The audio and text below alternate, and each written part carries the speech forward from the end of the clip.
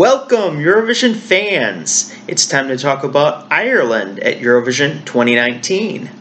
Ireland will be represented by Sarah McTernan with the song 22.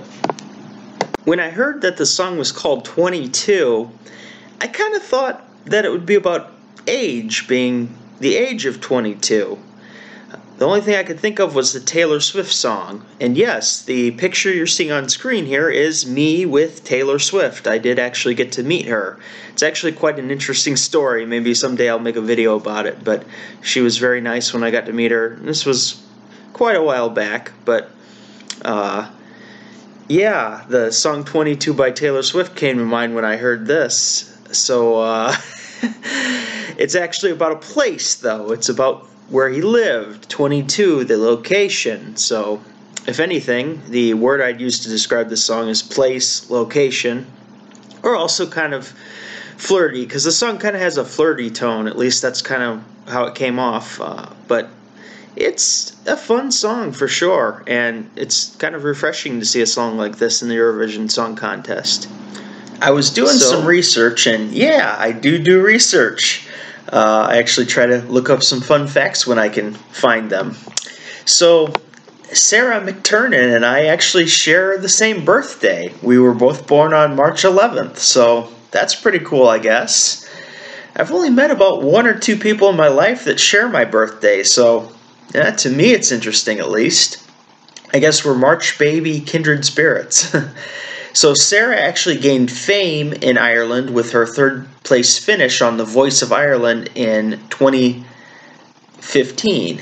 Another interesting fact, Sarah actually attempted to represent San Marino last year with her song Eye of the Storm, but it failed to make the cut for San Marino and had previously failed to make the cut for Ireland in 2017.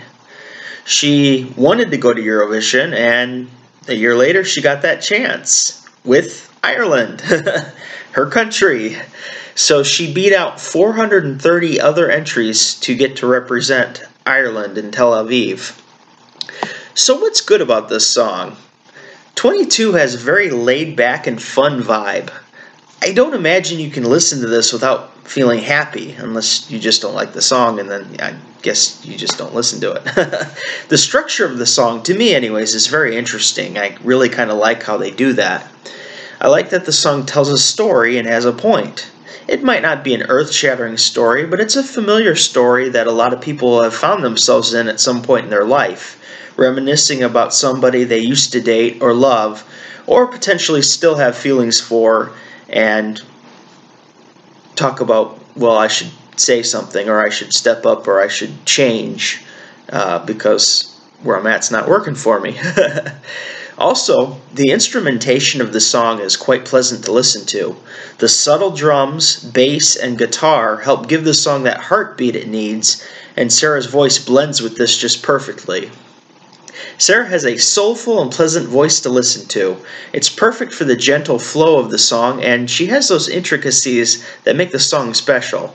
She has that perfect tone for the song and that vibrato to carry it out. So that helps to make it feel so warm and welcoming and inviting for the listener. So what are some potential problems with the song? Well, the laid-back vibe also risks being overlooked by Eurovision fans looking for those dance songs and power ballads. A song like this is a risk in its own right. It's a nice song, but again, when I say that, nice songs are often overlooked and passed by. I hope this song has some interesting staging. If Sarah is up on the stage, moving around, and interacting with fans along the way, I could see her getting more support from the televotes. I question whether she can get the votes from the jury. That's going to be tough for a song like this, I believe, but it is a listenable song that could be marketable, so on the flip side, maybe the jury will be kind. I don't know. You never know with the jury. But if she's still on stage and not moving around, and it's a dull performance on her part in any way, shape, or form, this song will fail, and it's not going to work. She really has to be warm and open and inviting on stage and interact, and this is the type of song that if she's just standing there singing, it's not going to work. So they need something simple yet effective. staging that complements the song but lends to make the performance more interesting. I can't wait to see what Ireland comes up with for semifinal 2, which is my next point. Semifinal 2 is a bloodbath. No, I'm not going to write this song off, but it is a huge task to qualify in either semifinal this year. There are so many strong or close entries. Both semifinals really have about 15 or 16 songs that can take up those 10 spots. It's going to be very interesting to see how this works itself out. I don't know. Let me know in the comments section how you think this ranks within semifinal 2. So, what is my personal ranking of the song? Well, I've already said I really enjoy the song. It's kind of toward the upper middle echelon of songs I like this year. I'm going to give this a personal score of 8 out of 10. I think 8's a good score. I don't love it as much as my 9s, but definitely 8 is a solid and good number, healthily into the songs that I really like. It's just nice and relaxing enough to sit there and listen to all day. There are certain songs this year that I'm truly addicted to that may or may not be in my favorites, but they're right there. And that's like Lithuania, Belgium, Slovenia, and Ireland here. I can listen to those songs all day long and never get tired of them. So, yeah, it's a very good song, very relaxing, and I love listening to it. So for me, it's an 8 out of 10. So, is this song a contender or pretender? As much as I think that this is a nice song, I think this is a pretender to win the competition. I do not think this is going to be your winner. It just doesn't carry the weight, it doesn't carry the divisiveness, it doesn't carry the necessary utilities to win the contest. Doesn't mean I think it's a bad song. I've already said I love the song. I just don't think it has what it takes to win the contest outright. But as far as qualification, can it qualify for the finals? Yeah, absolutely. I think with a good performance, this song does sound very different than all the other songs. This could really stick out, and Ireland could qualify and make it 2 years in a row after a couple hard years there. So, yeah, this definitely has a shot to qualify. So I'm saying it is a pretender to win the competition, and it is a contender to potentially qualify for the finals. So let's take a look at Ireland at Eurovision, my rankings versus the Eurovision Song Contest official results. So in 2015, I had Playing with Numbers from Molly Sterling at my number 20 spot, and it ended up placing 31st. 2016, Sunlight, I had placed at number 33, and it placed 36th. Then in 2018, Brendan Murray, Dying to Try, I had placed it 31st, and it placed 31st.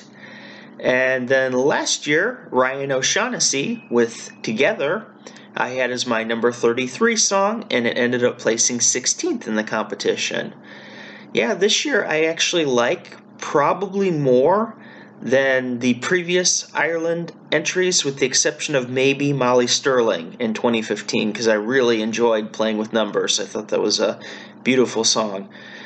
But this year, yeah, I really like this song. I don't know how it's going to do. If you could please let me know in the comment section, what do you think of this song? How do you think it's going to finish? Because, frankly, I have no idea. This is such a stacked semifinal that it's hard to predict. So let me know what you think in the comment section below, please. Thank you for watching my review of Ireland at Eurovision 2019. Yeah, I think this song is really nice. It's enjoyable, it's relaxing, and it really does give me those Colby Callier vibes. She's somebody I really like as an artist. I love her voice. It's one of the voices that I'm absolutely drawn to as far as music goes. So this kind of gives that same type of relaxed vibe, and for that reason I think it could potentially stick out and do quite well in the competition. We'll just have to see. It's such a hard year.